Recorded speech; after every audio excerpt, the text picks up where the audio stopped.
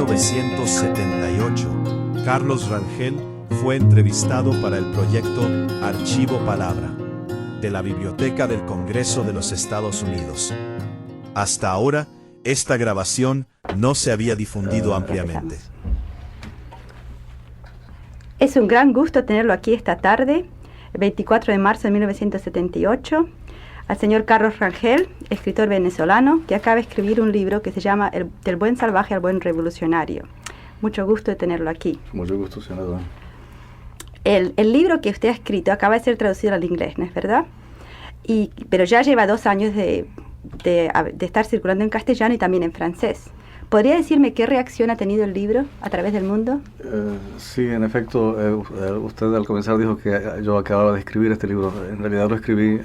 hace 3 años, sí, y fue publicado simultáneamente en francés y en castellano en la primavera de 1976. Y el libro ha tenido un éxito bueno en Francia, se vendió bien y además fue reseñado por toda la prensa francesa, diaria y semanal, domadaria, inclusive por revistas de filosofía, hubo una reseña del libro. Y en América Latina, y particularmente en Venezuela hasta ahora, ocurrió una cosa sorprendente, que es que en mi país se convirtió en el mayor bestseller de todos los tiempos, siendo un ensayo político que trata de explicar a la América Latina en su historia, en sus 500 años, en sus casi 500 años de historia. Cosa que es sorprendente, pues que un libro de este género haya vendido solo en Venezuela más de 50.000 ejemplares, lo cual, según un cálculo que ha sido un amigo mío norteamericano, es el equivalente de haber vendido un libro en este país, con su población, más de 6 millones de ejemplares. Eso por sí mismo pues es algo que requeriría una explicación, y si quiere yo más adelante en la entrevista trataré de dársela. Me interesa mucho eso. ¿Qué explicación tiene usted de la reacción tan positiva? Sí, sobre todo yo debería comenzar por decir que no solo es un libro, un ensayo político, sino que es un ensayo político heterodoxo que va en contra de casi todas las ideas aceptadas en América Latina, sobre América Latina, y en el mundo sobre América Latina. De manera que es muy extraño que un libro que va totalmente a contracorriente, que ataca, y la palabra no es demasiado fuerte, destruye, espero, los mitos de nuestra historia y de nuestra política, y de paso pues le pisa los callos a una cantidad de gente, muchos de ellos vivos, haya tenido esa recepción. Yo creo, y lo digo sin modestia porque en este caso pues sería un obstáculo, que lo que ocurre es que el libro es esencialmente verdadero y que recoge en una forma sintética y con demostraciones, con pruebas, con referencia a fuentes históricas y a hechos, lo que es la realidad social y política de América Latina. Y ocurre que la cultura latinoamericana, sin duda admirable en muchos aspectos, tal como la cultura hispánica, de la cual procede en forma directa, tiene una tendencia irresistible hasta ahora a la apología. Es una cultura apologética en el sentido exacto de que trata de darse explicaciones de sí misma, a sí misma y al mundo,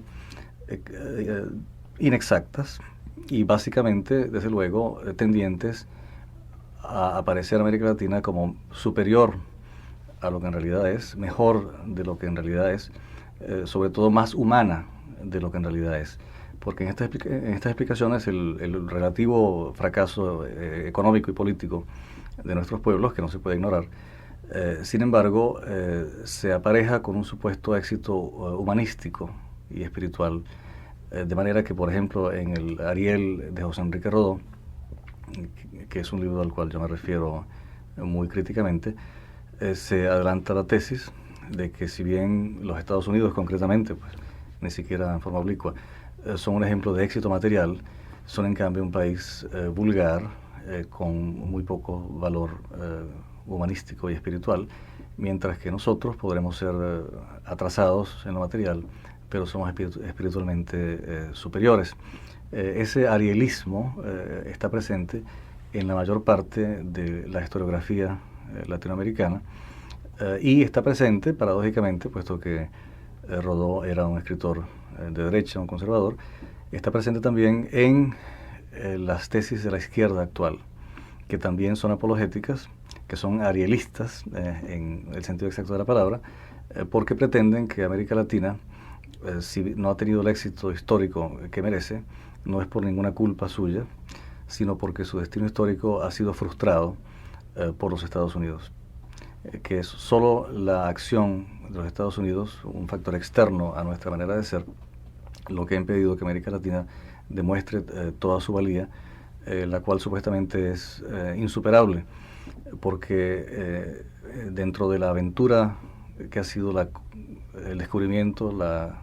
conquista y la colonización de América, existió siempre la idea de la utopía, de que en este continente se podría construir una sociedad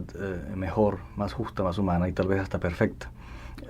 que la que existía en la vieja Europa, ¿no es cierto? Y entonces la izquierda marxista actual sostiene, grosso modo, que esa utopía fue traicionada por los Estados Unidos, que Estados Unidos se convirtió en un país imperialista, agresor, cuya prosperidad y todo el éxito aparente que tiene se deben únicamente a haber los Estados Unidos explotado y robado al resto del mundo y sobre todo a Latinoamérica, mientras que Latinoamérica debe su atraso únicamente a esa relación en la cual solo no ha hecho más que sufrir, mientras los Estados Unidos no han hecho más que beneficiarse. Pero, agregan nuestros modernos izquierdistas, arielistas, que por lo mismo en América Latina permanece intacta la llama de la verdadera revolución y la posibilidad de la utopía. Y por eso mi libro en castellano se llama Del buen salvaje al buen revolucionario. El mito del buen salvaje, la hipótesis de que en América existían nativos felices, bondadosos,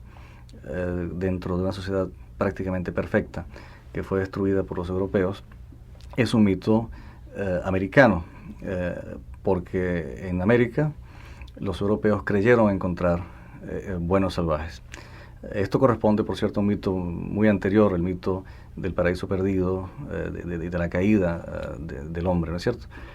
Pero el mito tomó un auge nuevo y un gran vigor con el descubrimiento de América y con la noticia falsa, desde luego, pero que los europeos no podían comprobar directamente, sino que recibían simplemente información de quienes sí habían venido a América. De que en América había habido sociedades perfectas, de buenos salvajes, de hombres que no habían caído, que no habían conocido el pecado de la caída antes de que Europa llegara acá. Luego, América Latina, aunque no se ha realizado históricamente, conservaría, sin embargo, la semilla intacta de la utopía posible. Y por eso yo digo que hay una línea continua que va del buen salvaje al buen revolucionario, al guerrillero actual, que sostiene que lo único que tiene que hacer América Latina, no solo para redimirse y salvarse ella, sino para dar al mundo un ejemplo de la revolución posible, es romper toda relación económica, política, cultural, sobre todo con los Estados Unidos, pero en general con el mundo capitalista avanzado. Y en ese momento reencontraremos en nosotros al buen salvaje que los europeos habían no destruido, sino reprimido y que está allí, latente. Somos todos buenos salvajes en potencia, lo único que hace falta es hacer la revolución y enseguida vamos a descubrir la bondad de los habitantes de América antes del descubrimiento. Todo esto, naturalmente, es una complicación y de una superficialidad y de una falta de sindéresis extraordinaria, pero sin embargo es el tipo de motivación que tiene mucha gente en América Latina, por desgracia, para su acción política y para los libros y los artículos de prensa que escriben. Ahora se entenderá por qué digo yo que es sorprendente que este libro haya tenido tanto éxito, porque va en contra de todo lo que la gente dice o dice creer en América Latina hoy en día. Sí, yo diría que realmente